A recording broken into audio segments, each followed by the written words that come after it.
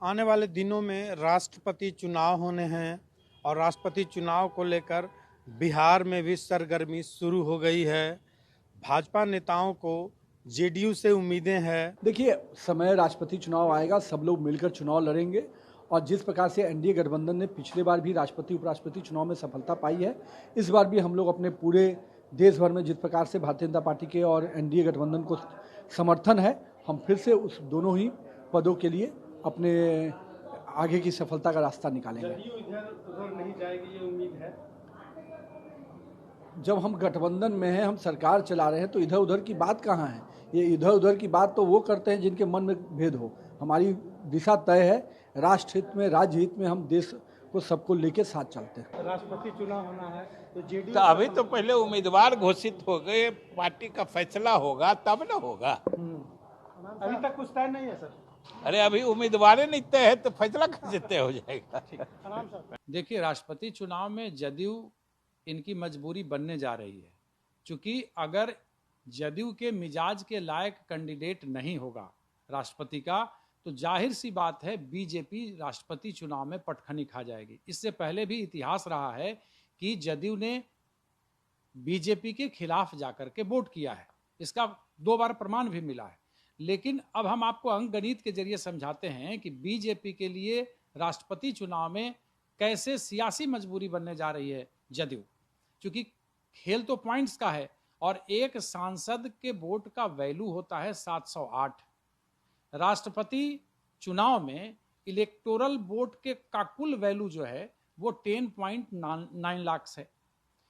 अगर पूरे एनडीए को आप देखते हैं, संसदीय स्तर पर जरा सा इसको समझने की कोशिश कीजिए कि बीजेपी और उनके सहयोगियों का जो संसदीय जो ताकत है वो थोड़ा सा ज्यादा है, जहां वो 57 पॉइंट कुछ मार्जिन लेकर के आगे चल रहे हैं। संसद में कुल 773 सांसद हैं, जिनके पास 5,47,284 पॉइंट्स है।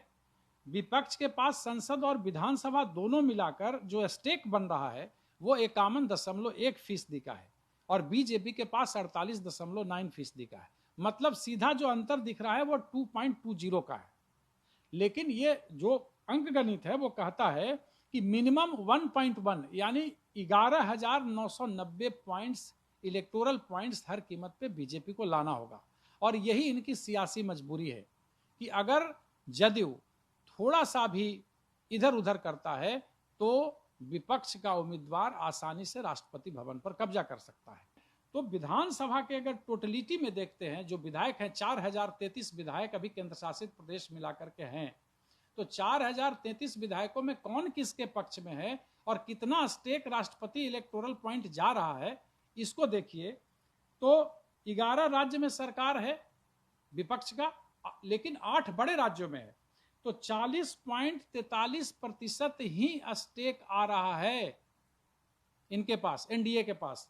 और वहीं 2,20,937 विपक्ष के पास, मतलब कांग्रेस मिला लीजिए 3 धड़ा है, उसमें वाईएसआर हैं, बीजेडी हैं, फिर 1 धड़ा और है, कांग्रेस के सहयोगी अलग हैं।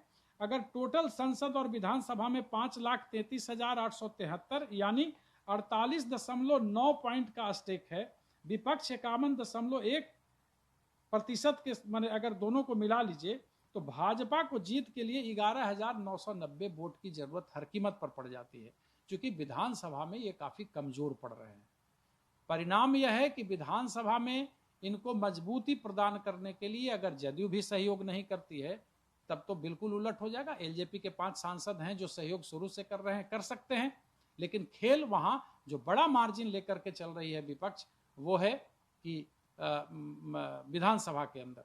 तो उन चीजों में ये कैसे, आखिर इनकी तो सियासी मजबूरी है, हर कीमत पे कैंडिडेट के स्तर पर इन्हें समझौता करना होगा। अगर विपक्ष एकजुट होता है तो फिर भी, उसके बाद भी जदयू के साथ रहते हुए भी विपक्ष अगर एकजुट हो गया तो 51.1% का स्टेक है।